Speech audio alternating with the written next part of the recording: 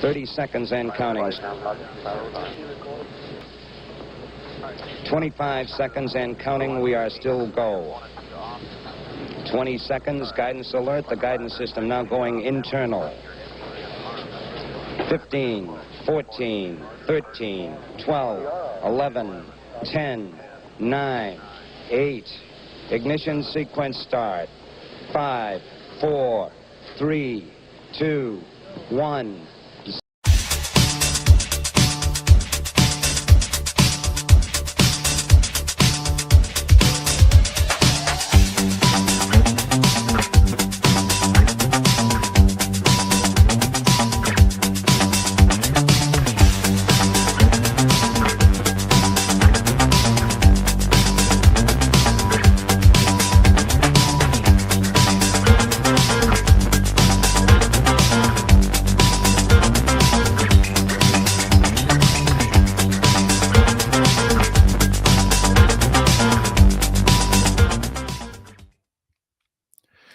Good evening, or actually very early morning to my viewers in Africa and Europe, and good evening to my viewers in the Western Hemisphere. Good morning to my viewers in the Pacific Rim. Welcome to a special episode of The Angry Astronaut. We will be covering the Vulcan Centaur launch, the USSF-106 mission.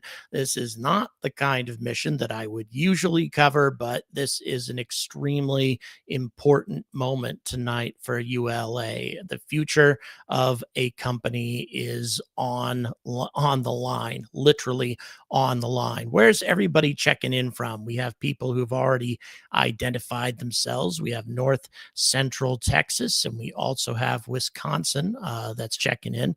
I suspect that most of my viewers are going to be from the United States and Canada areas, perhaps folks from Australia and New Zealand, a larger group from there because of the time that we're doing it. I can't imagine that we have too many Europeans who have decided to stay up at this time in the morning to watch this launch, but some people maybe. We got Cheyenne, Wyoming, a place I used to go to a lot as a kid, Wild West, Utah. We also have Parsippany, New Jersey, North Carolina, it looks like. We also have Illinois, Northeast Florida. We have Uranus and East Tennessee, Chancellor, Alabama. Oh boy, we have people checking in from all over the place. Let's go. We got Pittsburgh, SPI, Texas, Arizona. We have East Tennessee, Chancellor, Alabama, West Virginia, Pennsylvania, Nottinghamshire. So we do have somebody in the UK, Canada, Germany. Hello. Thank you for staying up to this ungodly hour in the morning. We have South Florida, Vermont, Oregon, and Dublin. Hello, Dublin. Let's see, South Africa, Malloy Island, Western Australia. And I'll be in Australia here in less than a month. Hello, Alberta, San Diego, Scotland. Thanks very much for checking in. Costa Rica, Green Bay, Wisconsin, London, Chicago. I love that town. Hello, Maui, Hawaii, and Pennsylvania. Dublin, Texas. We also have Maine, I guess Bangor, Maine, Fayetteville, Tennessee. Boy, all over the place, people checking in, and we have an unusually large crowd, 163 people watching currently. Again, this is an unusual crowd for a ULA launch, but again, and another 102 people watching on the short side, on the vertical side. A lot of younger people watching over there. Usually those are the folks who watch from the shorts side of YouTube. So welcome all of you folks. And yeah, big moment. Let me kind of explain. It's going to take a little while before ULA goes live. They're not scheduled to go live for another 30 minutes or so, and explain how we got here.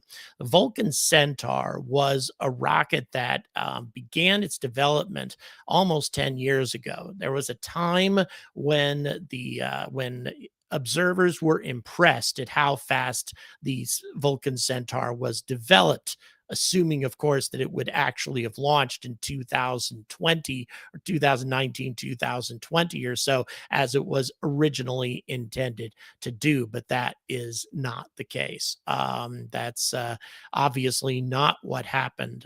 One delay after another confronted this rocket, and that was a put ULA in a very, very difficult position because they retired every other rocket that they had, the Atlas V and the Delta IV Heavy, the Delta family of rockets, all of these rockets being incredibly successful over the years, and they retired all of them. They pretty much put all their eggs into one basket with the Vulcan Centaur. The Vulcan, the one that is launching tonight, in many ways is just an upgraded Atlas V on some levels, but on other levels, it has lots of pretty impressive improvements, but no reusability yet built into it. But we'll get to the reusability part of Vulcan here in just a few minutes. But a lot of the improvements that we got from Vulcan Centaur came from a number of different sources. First of all, it has primary propulsion from the BE4 engine, which is manufactured by Blue Origin. Prior to this, ULA relied on the Russians and the Ukrainians for their engines, which ran off of liquid oxygen and RP1. And now this is a huge, huge transition to an all-American engine. And this was because Congress required that they do this. Oh, John, thank you so much, John Morgan, for the tenor. Really, really appreciate that. Yep, we have a static fire coming from ship 37. Another static fire, by the way. That was unexpected. SpaceX, they're having their issues too, to be honest, at least as far as Starship is concerned. As far as Falcon 9 is concerned, they seem to be right back to perfection with that rocket. They had some problems with it a while ago, but it's been doing really, really well since then. So you've got the BE4, which runs off of, it's very similar on many levels to the Raptor, at least from a philosophical standpoint, but it runs off of liquid natural gas as opposed to methane. A little bit of difference in terms of the composition of the fuel, but very, very similar. Staged propulsion, that sort of thing. So in many ways, it's a direct competition for the Raptor. Not as powerful theoretically as the latest versions of Raptor, like Raptor 3. But once again, it's hard to say exactly how powerful Raptor really is until it starts really taking payloads into space. Whereas the BE4 engine actually has delivered payloads into space. Well, one payload, and that was the Astrobotic lander, which failed shortly after being deployed, but it was deployed successfully on a trajectory heading to the moon. So all that being the case, so you got that change. You also have a lot of material changes in the rocket, a lot more lightweight, sophisticated materials used in the construction. So Vulcan Centaur, in spite of the fact that it's bigger than Atlas V in terms of the size of its fairing, its 5-meter fairing, the weight of the rocket is substantially less than Atlas V because of these new materials, therefore allowing it, theoretically anyway, to carry bigger payloads than Atlas V ever could. The biggest change, though, well, I don't know, the BE4 is a pretty damn big change, but the biggest change is the Centaur 5 upper stage. This is, if it goes the way it's supposed to go, this is the technology that is really going to allow ULA to compete with SpaceX. And the reason for that is the Centaur 5 upper stage is a much more sophisticated section of the rocket than the old Centaur 3 was. It can operate for a much longer period of time. It has more engines, more thrust, and it has a reusability factor built into it. And it can also be refueled. So the idea behind Centaur 5 ultimately is to use it as sort of a space tug. You use it to deploy payloads, and then you can redeploy Centaur 5 to a low Earth orbit position where you can refuel it and use it for something else. So that's one part of Vulcan's long-term reusability. And at least in theory, Centaur 5 has that capability right now. What we're going to see from Centaur 5 in terms of its improved capabilities tonight, assuming that the launch actually goes as planned, is Centaur 5 will head to a solar orbit, a disposal orbit orbiting the sun rather than something orbiting the Earth. This is something that ULA didn't do as much in the past. And again, this demonstrates Centaur 5's capability to carry out subsequent operations with the upper stage after it does its primary job. Now, all it's doing is just disposing of the stage, but the positive thing is that it's not going to contribute to space junk. They're going to send this thing way out to where it's orbiting the sun, and yeah, theoretically there it's junk out there, but it's junk orbiting the sun in an enormous region of space that will most probably never be a significant problem or a hazard to space navigation in the future. So that is a big significant change. And then as far as reusability on the first stage is concerned, and I was impressed to see ULA talk about this tonight. The BE4 engines, one thing that they mentioned right off the bat is the liquid natural gas fuel leaves less soot in the engine, less crud in the engine. Therefore, it's easier to clean and easier to use again. That's something that they really emphasized. And even though they aren't going to be reusing these BE4s tonight, the ultimate objective is to jettison the engines once they have run out of fuel, and then they will use an inflatable heat shield for those engines to come back to Earth and splash down and float to where they can be recovered. And then those engines will be installed on another rocket and used again. Now, that's something that's probably not going to be tested until sometime next year, but nevertheless, that is what they have in mind. So their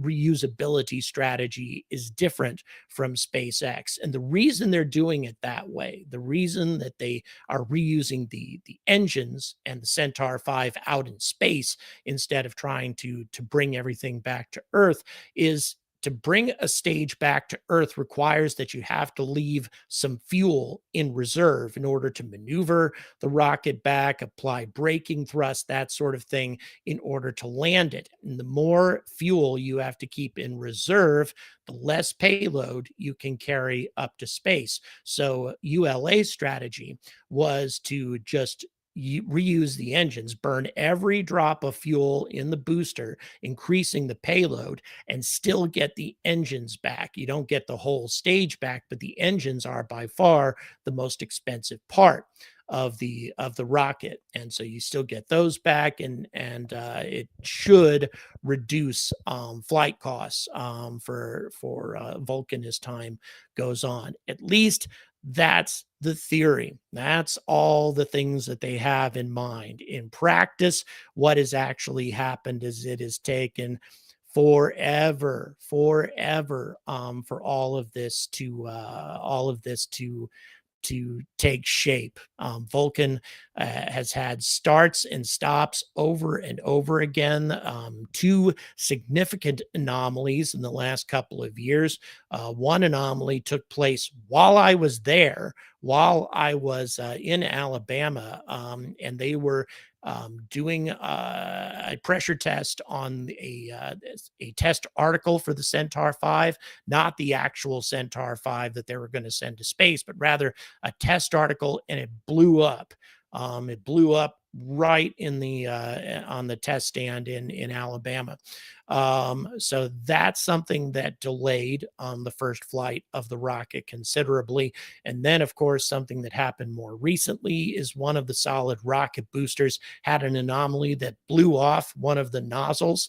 However, the rocket still managed to make it up to the correct orbit and delivered its dummy payload. It was the second flight of the rocket that didn't have a real payload on it, but if it did have a real payload, it would have made it.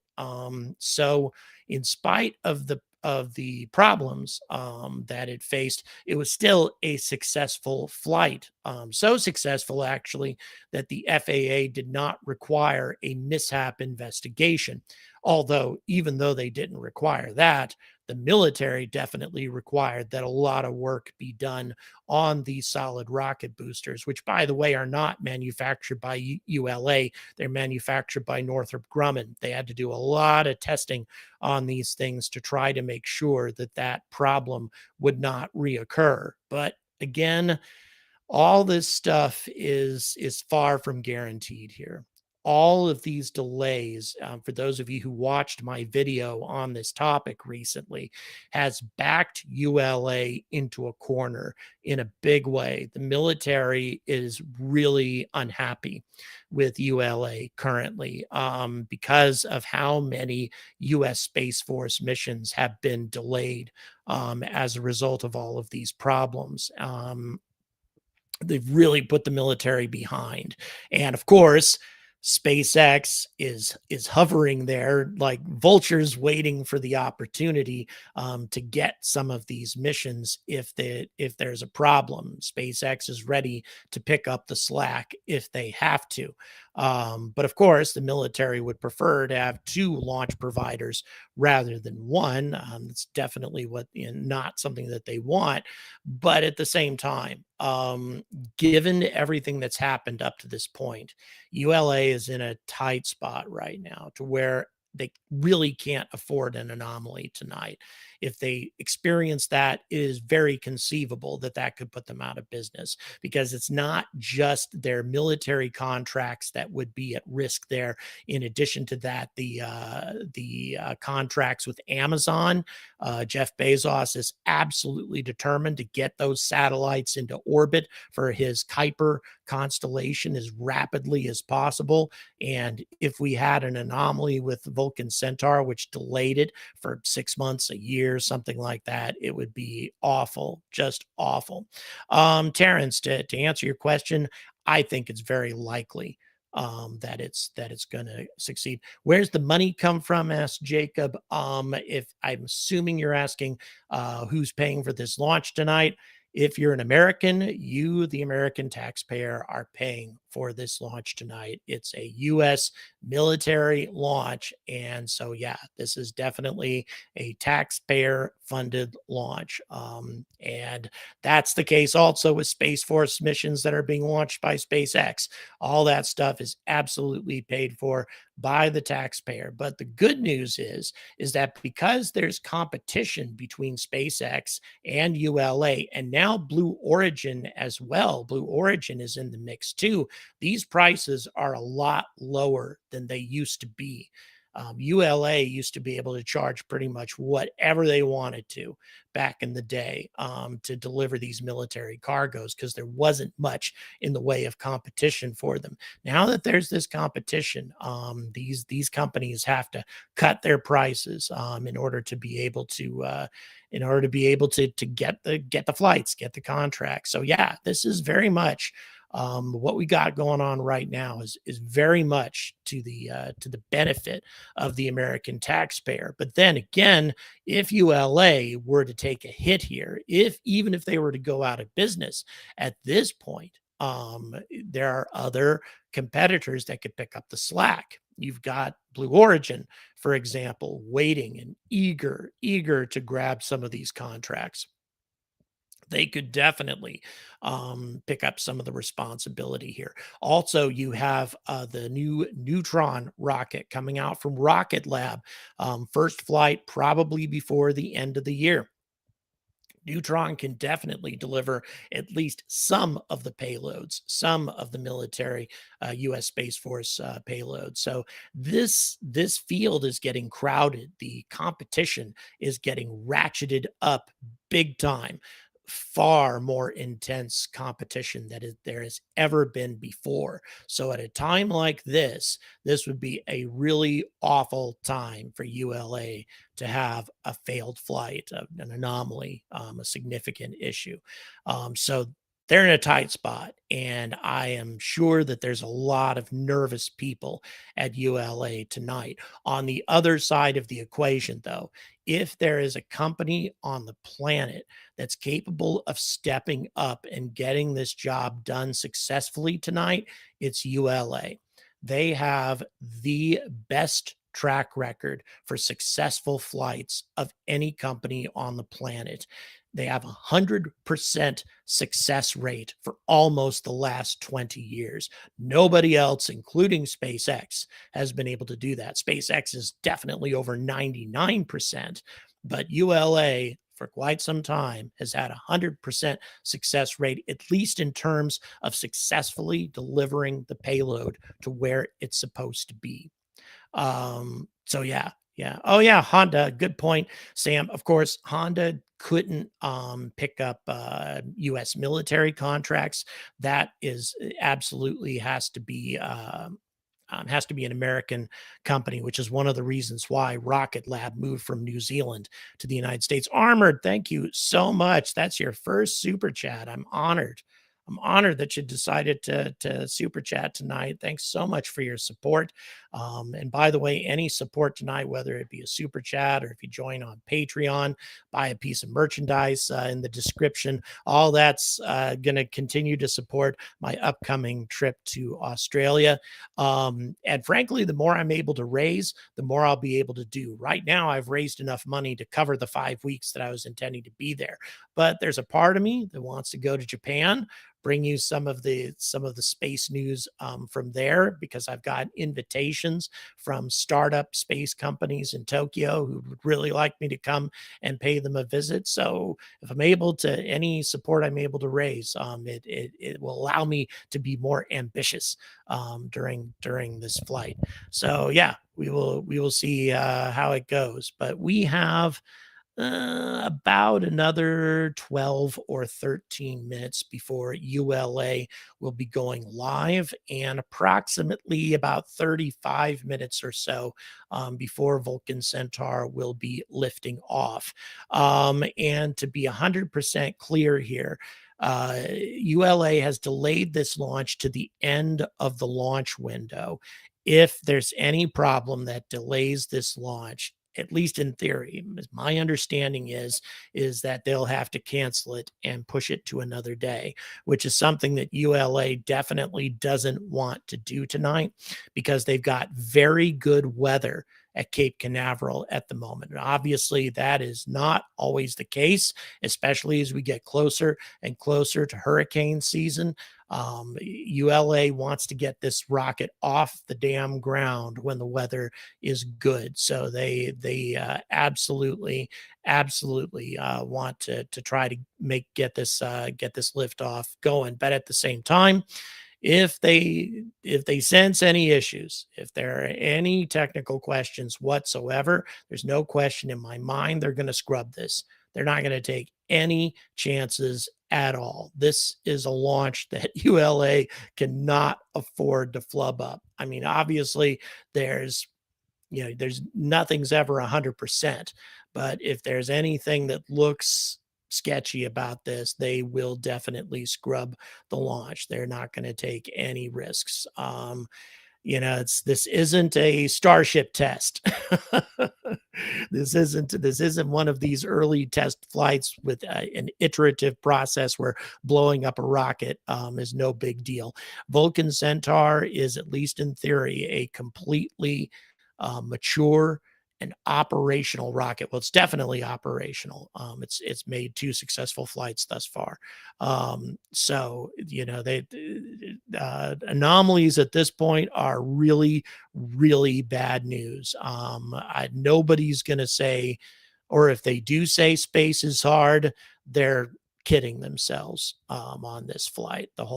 Sure, space is hard. We all know that, but space is hard is not going to be an excuse for an anomaly tonight. Um, it's it's just going to be really, really bad news if it happens. And again, my my gut is telling me I would give ULA a 90% chance at least of success tonight. That's how good they are.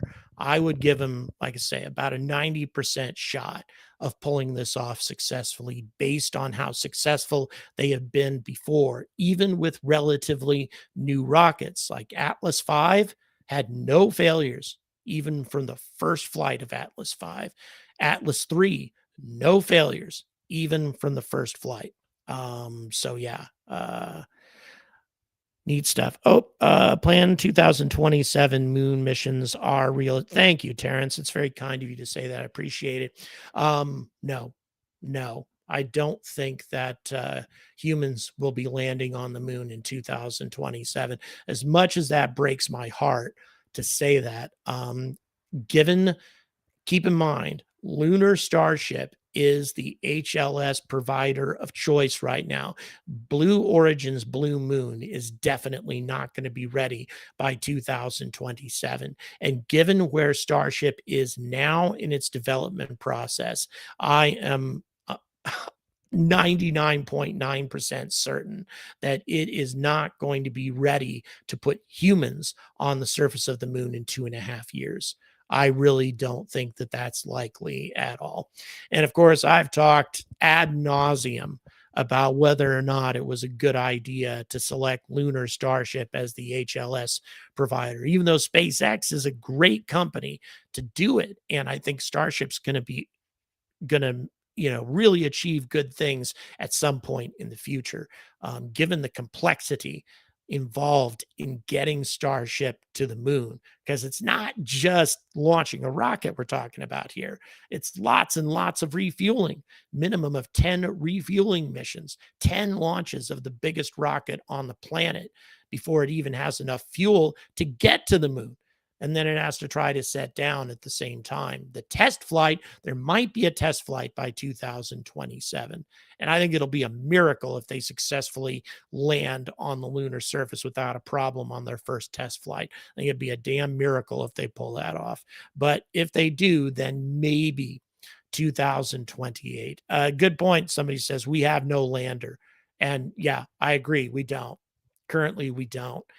The lander that is more realistic, the lander that will be simpler to deploy, is Blue Moon. That's a simpler design. But of course, the best selection, and I've said it over and over and over again, but some of the new viewers may not be aware of this. There was another lunar lander called Alpaca.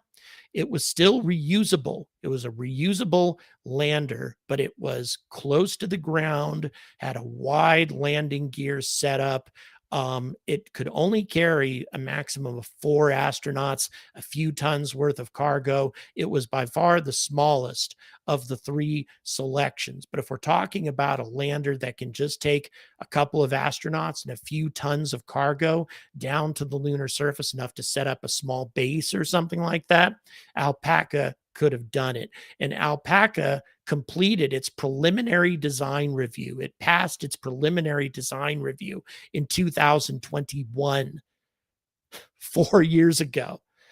Alpaca had already jumped that hurdle, whereas neither Blue Moon nor Lunar Starship have even passed their preliminary design reviews, let alone critical design reviews at this point. So yeah, it just was not a good choice. But at the same time, Alpaca and Dynetics, we're talking about a company that was just an ordinary company versus the 2 companies run by the 2 richest men on the planet.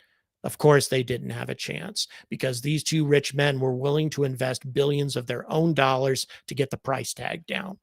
That's as simple as that's why the decision happened. Dynetics didn't have billions of dollars to throw at it to get the price tag down, so they were much more expensive than Lunar Starship was, and also Blue Moon. But what are you going to do?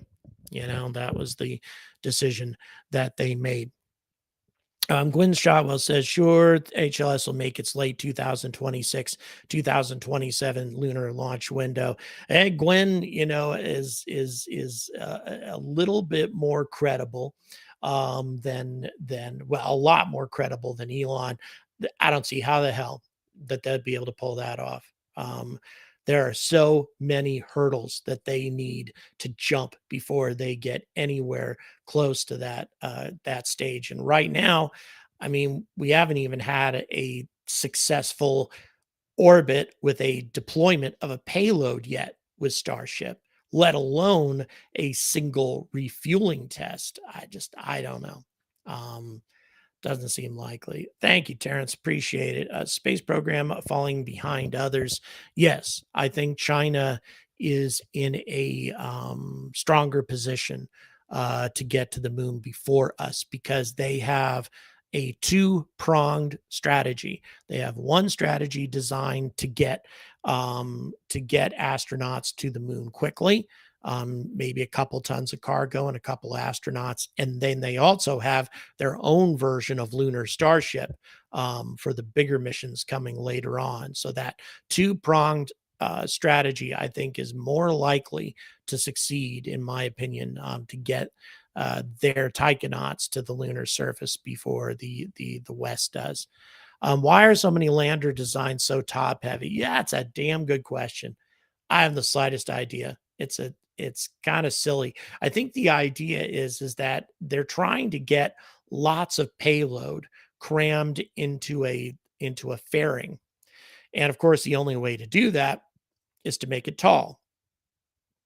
The shorter it is and the more squat it is, the less payload you can fit inside it. Although the Alpaca, it was loaded end on into the fairing. So I think they're able to get around that. And again, Alpaca was slung so low. That's a lander that never would have toppled over. It was a lander that was actually designed to land on up to a 20% grade on the surface of the moon. There's nothing that we have right now that could possibly land on a 20% grade on the moon, but Alpaca could do it. So yeah, top heavy is what both of our HLS designs are, both Blue Moon and especially Lunar Starship. Very tall, very top heavy with not very wide landing gear. I don't know. It's going to be tough. But yes, I agree with you. That just said I want to see Artemis 2. Me too. Artemis 2 is going to be an amazing moment. And it's going to be a moment that will inspire us to keep going, to keep this going. So yeah, it'll be interesting. We will see what ends up happening. Okay, so as far as I know, we only have just a couple more minutes before ULA will be going live. So bear with me here. I'm going to check real quick. Yep, we're just under 3 minutes. I'm checking to see what their status is. Okay, we have a countdown holding. They are currently at T-minus 7 minutes in holding, and that is that's to be expected. The countdown has entered a planned built-in hold designed to give a bit of margin to ensure that we are ready for terminal count and today's launch window. During this pause, the final readiness polls of the launch team and the management members will be performed. We remain on schedule for a liftoff at 8:56 p.m. Eastern Daylight Time from Space Launch Complex 41 at Cape Canaveral. Weather is a go. So unless some sort of technical issue comes up, ULA, that there should be no problems here. We should be good to go. And we are less than 2 minutes away from ULA going live. So, of course, we're going to bring ULA to you. On occasion, we will have to mute them if they have copyrighted music playing or something like that. YouTube, of course, very sensitive about all those things. So need to make sure that the copyright music doesn't show up. And our fantastic producer, ASN, is quick on the trigger finger when it comes to those sorts of things. He maintains a close watch on that to make sure that we don't have any copyright violations, on top of everything else that ASN or another space nut does for these broadcasts. Everybody say thank you, ASN, because let me tell you, I'm not a technical guy at all. Anybody who knows me knows that I don't know how to handle IT related stuff to save my life. Without him, I wouldn't be here talking to you. So everybody's saying thanks, ASN, for making this stream possible. Okay, so let's see. We are approximately about a minute. Yeah, looks coming up real soon. And as I say, it could be a second before we actually bring ULA to you, simply because they'll play copyrighted music, obviously, when they first get started, and then we'll see what happens from there. But a very big moment once again, for this old and respected company. These folks that have launched so many critical missions, so many space missions, to Mars, to the outer planets, the Jovian worlds, to the sun. The Parker Solar Probe was launched by ULA. So many of these critical missions were handled by this company, but this is their most important launch to date, in my opinion, simply because of the fact that they can't afford to have a flub up here. This needs to go well. So fingers crossed, guys. And we'll see what ends up happening. All right, producer, just obviously give me a heads up when ULA comes online. They should be about ready to go now. Here we go. Yep. Are they live now, producer?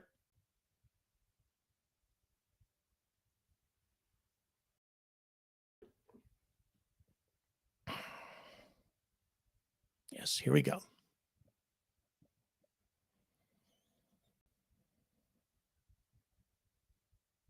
Spaceflight Operations Center here at Cape Canaveral Space Force Producer, can you Station put them in my ear, please? We also have team members on console at ULA headquarters in Denver, Colorado. Liftoff is scheduled for 8:56 p.m. Eastern Time. Launch windows vary by mission and are determined by the payload's destination. The USSF-106 mission will be deployed directly into a geosynchronous Earth orbit, or GEO, using ULA's high-performance Centaur 5 upper stage. Today's coverage will continue through separation of the rocket's payload fairing. For additional real-time mission coverage, follow along with our live blog at ulalaunch.com. And if you enjoy watching our live broadcasts, don't forget to subscribe to our YouTube channel for access to the future missions, launch, highlights, behind-the-scenes rocket content, and more.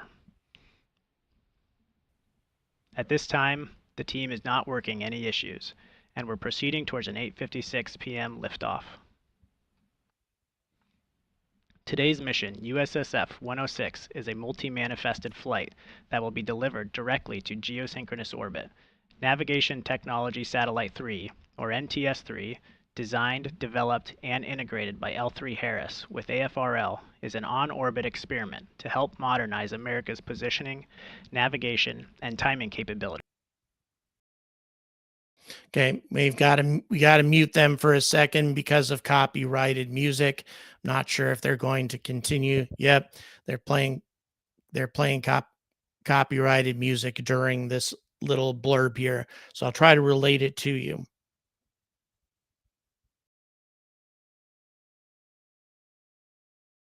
Okay, so they're describing the GPS nature of this satellite. It is an experimental satellite for the U.S. Space Force, once again, to aid with navigation, GPS related navigation, for obviously for military, for U.S. military concerns across the planet.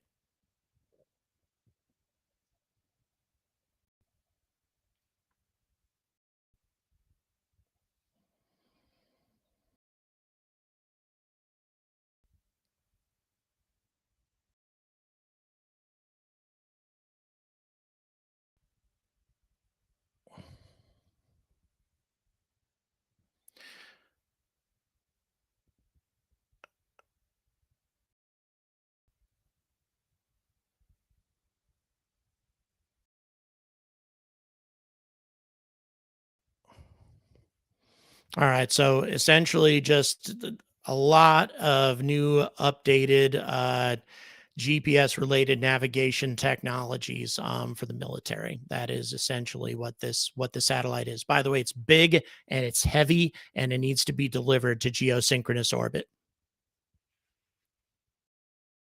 Stage and logos for the United States Space Force, ULA, as well as mission artwork on Vulcan's payload fairing. This artwork features a Vulcan god in the center, along with a logo for the NTS-3 mission in the top right corner. The NTS-3 logo includes mission-specific symbolism with arrows, a bullseye, the Roman numeral number 3 on the face of an analog clock, as well as a Zia symbol in tribute to Kirtland Air Force Base in Albuquerque, New Mexico, where NTS-3 began and is led by the Air Force Research Laboratory Space Vehicles Directorate. As we continue counting down, And we are back to more music. They love their copyrighted music here. So, yep. So once again, we've got they're talking about manufacturing at this point. A lot of stuff that I covered earlier in the broadcast is the materials that this rocket is constructed out of. A lot of next generation, extremely lightweight materials involved. This rocket has a bigger fairing, bigger volume than Atlas V did, but much lighter weight. So therefore, capable of carrying a lot more payload in spite of the fact that it's bigger. Requires less thrust, less fuel to get the same amount of payload into orbit. Essentially, the weight of the rocket is really, really key, especially the weight of the upper stage. The weight of the upper stage is extremely critical to the success of a rocket and to the payload that it can carry. The first stage not quite as important, but the Centaur 5 upper stage and its mass is extremely important to how much payload can be delivered, especially to the to higher orbits. And once again, this is a direct geosynchronous delivery. That's a key thing to keep in mind here. Many other rockets, medium lift rockets, are only capable of delivering heavy payloads to what's called a geosynchronous transfer orbit, or GTO, which gradually works its way up to geosynchronous orbit. The military doesn't like GTO deployments. They like to be delivered directly into geosynchronous orbit.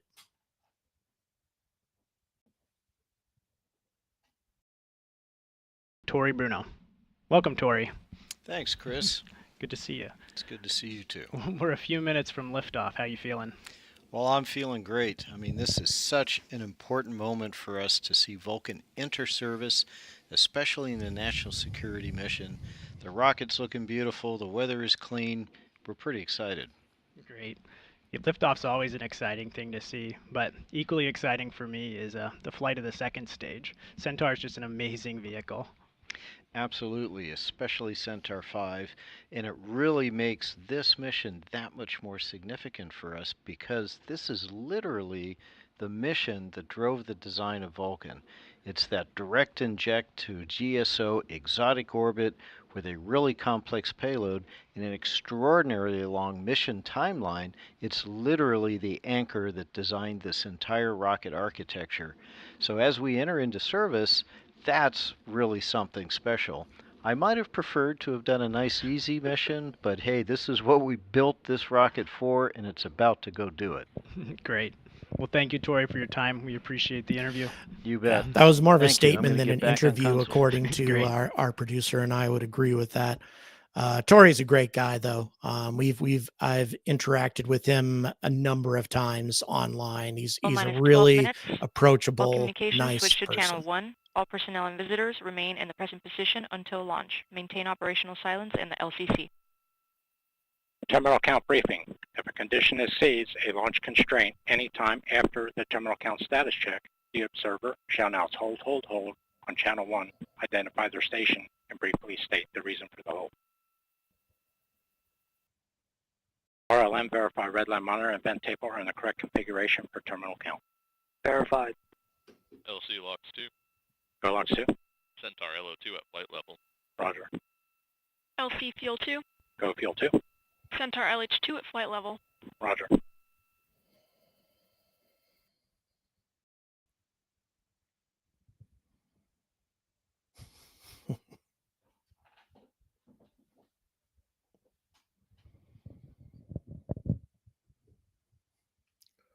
L minus 11 minutes. LC switch to ready position. All steps are complete prior to the status check.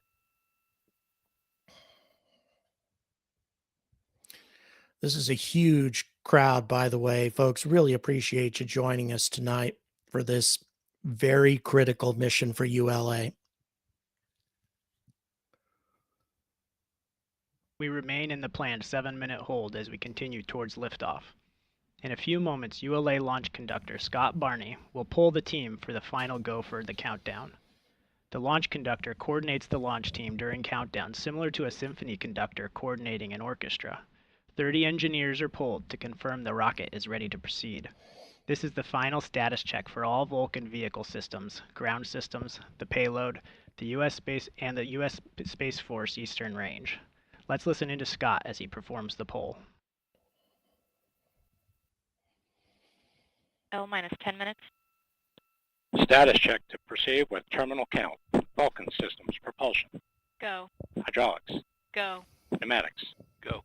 LNG, Go. LO2, Go. water, Go.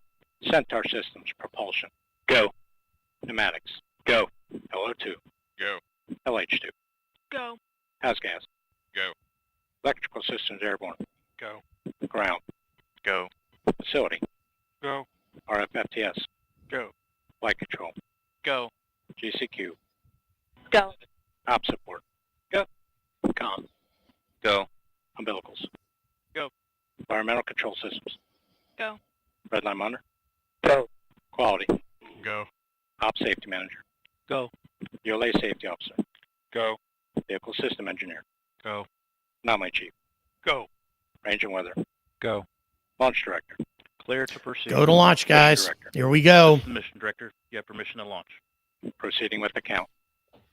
ALC, verify T0 is set for 0056 Zulu. Verified. ABE, issue Polling is MR. complete and the team is go for launch. From now until liftoff, you'll hear launch conductor Scott Barney and the team performing the final steps in the countdown procedure. Several critical activities occur in the final minutes before launch, including verifying fuel tank levels and pressures in the booster and Centaur, and arming the flight termination system. At T-minus 1 minute, the Range Operations Commander confirms the range is green, in a green condition, for launch, assuring there is no nearby constraints like boats, planes, or weather, and that all tracking systems are operational. At T-minus 25 seconds, you'll hear Go Vulcan, Go Centaur, Go USSF-106. This is the final status check of the rocket and payload readiness. At T-minus 6 seconds, initiation of the launch pad water deluge system occurs. At T-minus 3 seconds, the main engines ignite. Then, after seeing Vulcan lift off, you'll hear flight commentator Daniel Brunson providing updates as the rocket ascends into space.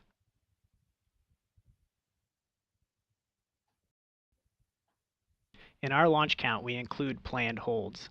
This means that as the launch team and the launch clock are getting closer to liftoff, the clock will pause for short periods of time to allow the team to resolve any issues that might occur in the hours leading to launch.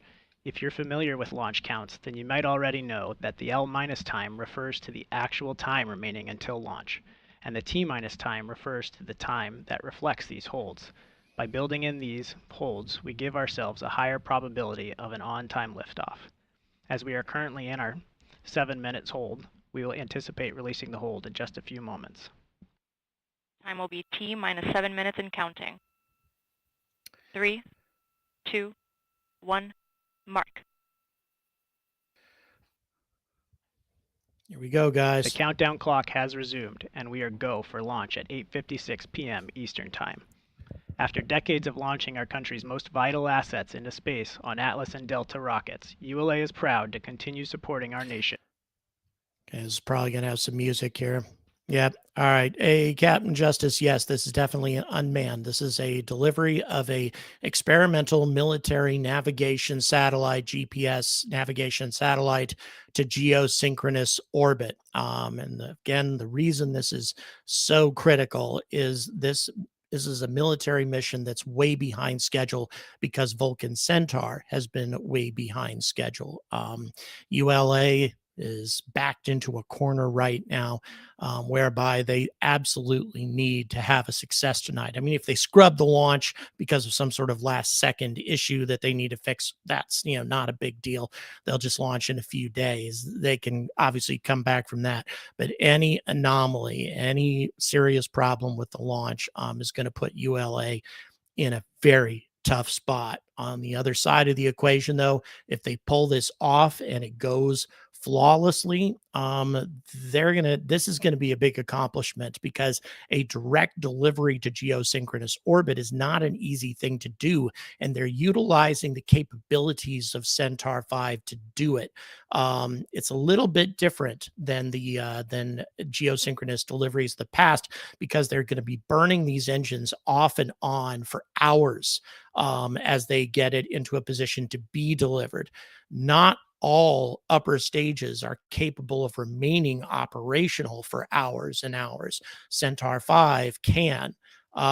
So it's going to be pretty neat to see how this goes. Today's forecast, provided by the team over at the Space Launch Delta 45 Weather Squadron. The probability of violating launch constraints is 20%. Ground winds are 10 knots out of the east-southeast, and the temperature is 84 degrees Fahrenheit.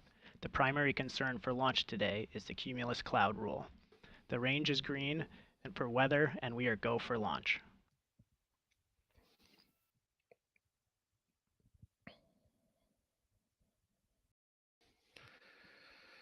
Following liftoff, ULA's Vulcan rocket will be flying an easterly heading. Yep, here we go again. Boy, they seem to really like putting on this copyrighted music in the last few minutes of countdown. Also, guys, keep in mind that once this thing actually finishes the initial launch process, assuming everything goes smoothly with all that, don't expect to see anything exciting after that, any sort of perspectives from the rocket. ULA doesn't show a lot of those things anyway, but for a top secret military launch like this, we're not going to see much of anything. We're going to see it fly and some computer generated imagery for the most part. I would be shocked if there's any rocket perspective shots. I really don't think we're going to see much of that because of the top secret nature of the flight.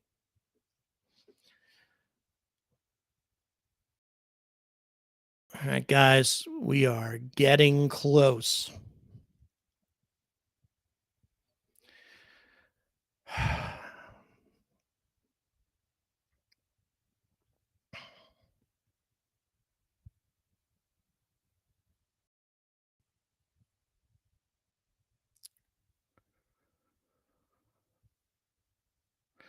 All right, folks.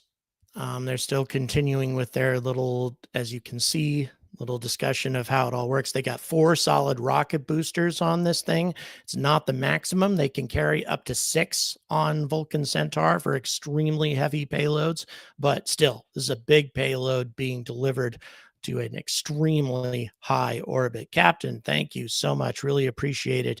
Yes, I'm going to be traveling all over Australia, all over. So I'll make sure people know ahead of time where I'll be going, and I'll be doing quite a number of meetups while I'm in Australia. Thank you so much for your support, Captain.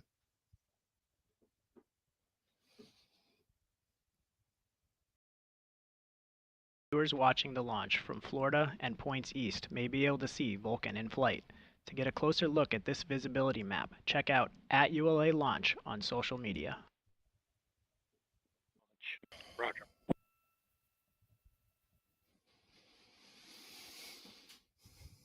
Here we go. Less than 2 minutes, 59. guys.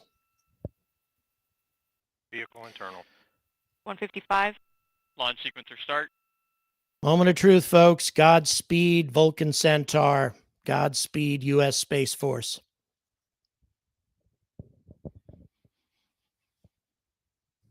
$140. Launch enable. Producer, feel free to 135. go full screen if you like. FTS armed. T-minus 90 seconds. The launch vehicle, ground systems, payload, and eastern range are go for launch. For those of you just tuning in, I'm Chris Veltri, joining you for today's live coverage of USSF-106 atop ULA's Vulcan rocket. At this time, the team is not working any issues, and we're proceeding towards liftoff at 8:56 p.m. Eastern Time.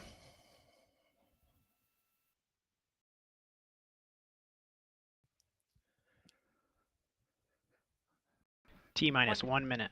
Rock report range status. Range green. Man, I am tense.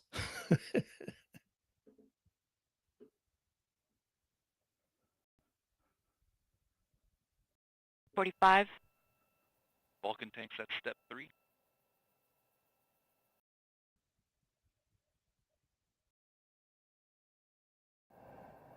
34.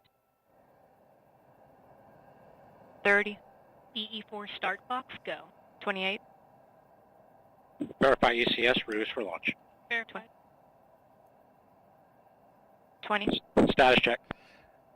Go Vulcan. Go Centaur. Go SF-106. 15. 10. T-minus 10, 9, 8, 7, 6, 5, 4, 3. We have ignition. 1. And liftoff of United Launch Alliance Vulcan rocket carrying USSF-106 for the United States Space Force, continuing ULA's soaring legacy in national security space launch with the innovative Vulcan rocket. Thrust. Half mile in altitude.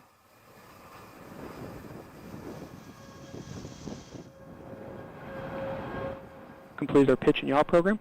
Body rates turned to 0. P's gone to closed loop control. 2 BE4s, 4 solid rocket boosters burning. So far, looking good. And we've completed our roll program. Let's go, baby. Come on. Let's 3 go. miles in altitude, half mile downrange. We are And now Mach 1, Vulcan is supersonic. past maximum dynamic pressure. Vehicle's traveling at 1,500 miles per hour, right down the center of the range track. Okay, we just passed Q, max maximum Q. dynamic Sorry, I pressure. thought we were at max Q. Engine parameters continue to look good. Hydraulics good.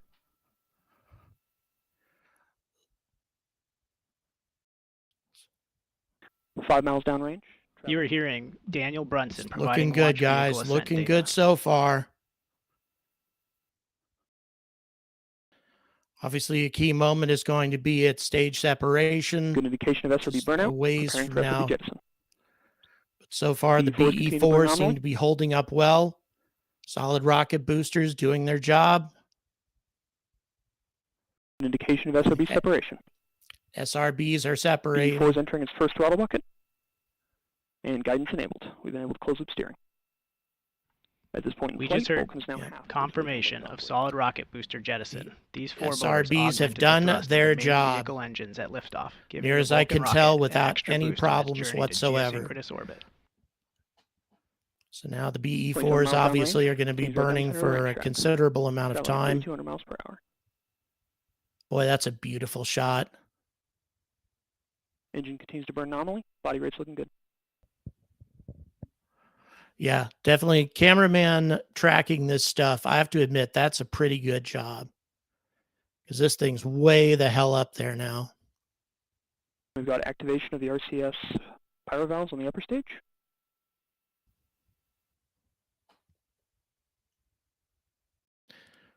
.34 miles in altitude, approaching 4,000 miles per hour. We have still not passed the Kármán line yet, just to be clear. But they're getting close. Body rates continue to look as expected.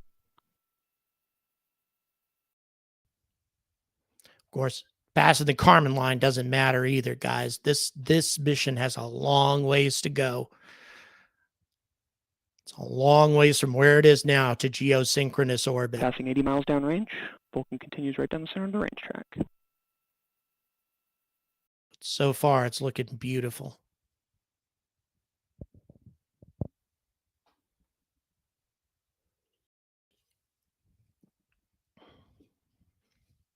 Passing through 45 miles in altitude, 107 miles downrange. Okay, we're still not past the Kármán line. We're going to hang in here through stage separation, at least, and confirm that the stage separation goes properly and that Centaur 5 is injected into the proper trajectory. Once we have confirmation of that, we're ending our coverage shortly thereafter.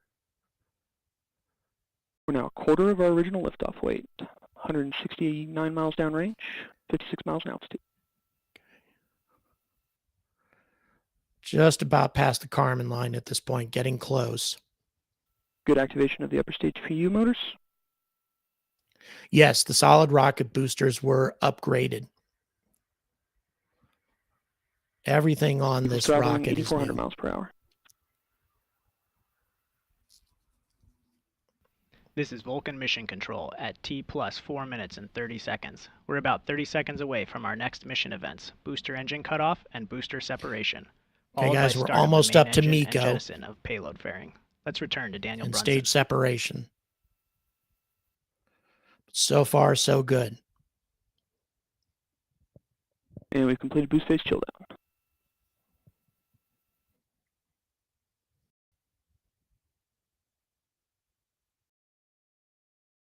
Prop on, Elsie. And good indication of shutdown. Okay. Good indication of Centaur separation. We got All pre-start right. on H2 and O2. It appears that the RL-10 engines seem to be doing the job. Oh, wow, they're showing the stage separation. Oh, that's awesome. I didn't expect to see that, actually. Rodney, thank you so much for your support. Really appreciate it. Thank you. Open loop control. Body weight stage separation complete. Okay, guys. Still waiting to hear. This is Vulcan Mission Control at T plus 5 minutes and 45 seconds. We just heard flight commentator Daniel Brunson confirm the successful completion of the early milestones in today's flight, and all systems continue to operate nominally. As the mission continues, let's take a look at the important... Okay, are we going? All right. So once again, looks like we have more coverage with music. Once again, I have to admit, I'm want to make sure that there's nothing bizarre happening right now. I'm going to go ahead and check a couple other sources here real quick just to see where we are. All right, let's have a look here. 5 minutes, 30 seconds. Centaur 5's upper stage ignition is confirmed. Payload fairing jettison is also confirmed. Okay, booster engine cutoff, all that is complete. All right, so we have the first of a number of burns that are taking place. I never got exact specifics on how many burns these engines are going to be carrying out in order to reach the desired altitude. But thus far, we are seeing this mission go very, very well. We aren't going to know for certain as to whether or not the mission is completed successfully for, as I said, a couple of hours. There's a number of burns that still remain. However, we're not going to be covering all of that, because when it comes right down to it, we would just be watching a lot of computer generated rocket pictures, no images from space. For one thing, ULA doesn't do a lot of that. I'm super happy that we got to see stage separation real time. The ULA doesn't always do that, especially not on military missions. So that was kind of cool.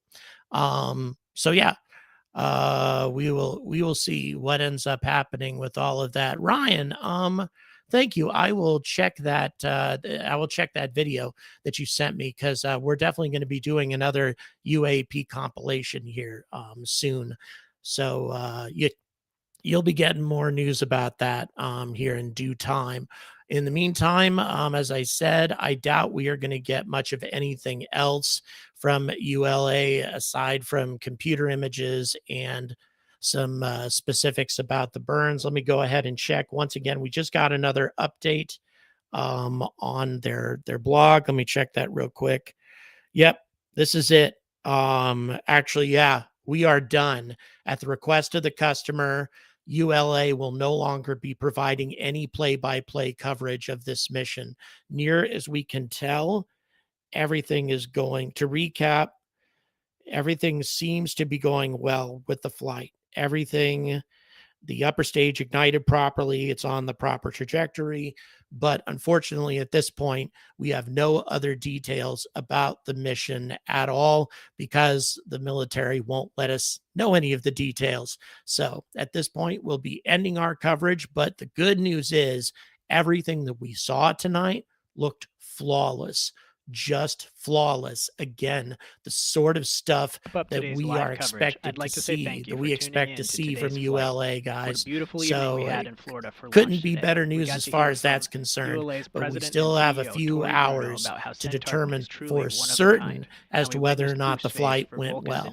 So I will keep all of you guys up to date on all of the new developments with this mission. Thanks so much for joining us tonight. What a huge crowd we had. And until next time, stay angry about space.